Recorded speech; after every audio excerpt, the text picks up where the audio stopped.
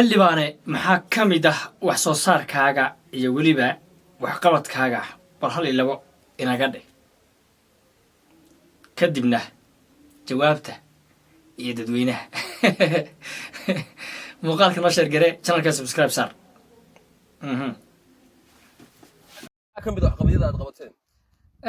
qabadiyada aan qabanay waxa ka mid ah baastar dheertaan siidkeeda soo helay anagoo u adeegsanayna aqoon dheer oo aan shahaadooyin deesidno shahaadooyinkeygii aan sidanay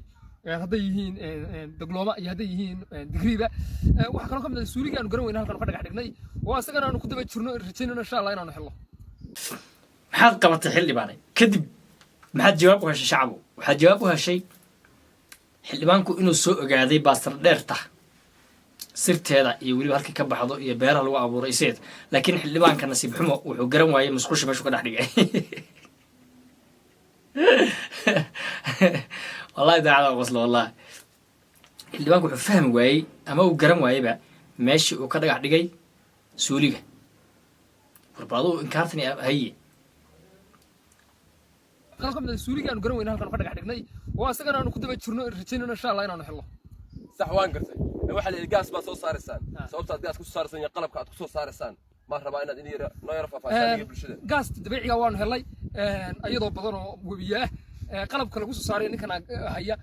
shaqaalihun baanu qornay oo 200 oo geerjiriyaal baanu qornay iyo dad reer miyiga baanu qornay hadalkan waa sarbeeb xildhibaanada ayuu toos ugu socdaa iyo weliba dadka laga soo dooranayo يعني محوها تولوينكا أما إنك استو سياسة دو أي 4.5 iyo beelooyin ku dhisan tahay haddana beel walba qof baa ku matala marka ninkani dadkiisi waa wareysanaya oo wariya wareysanaya waxaanay hadda waa adu fari bay kula tahay laakiin waa exactly wax dhacay weey oo wax ma jiro marka waa inaad ogaato xildhibaankaaga in usuuliga meeshu ka dhigay yar garan lahayd xogaa oo madax yar meermeerinay waa inaad ogaato hadiyad waxaan rajaynaynaa inaanu dhawaan soo saarno xaaji aan ka dhax galo qalabka aad ku soo saaraysan baan u baahanahay inaad noo sheegtaan aniga iyo bulshada qalabkaan soo saarno aan ku soo saarno noo diyaarsan hadda noo saaran daawaha aan imika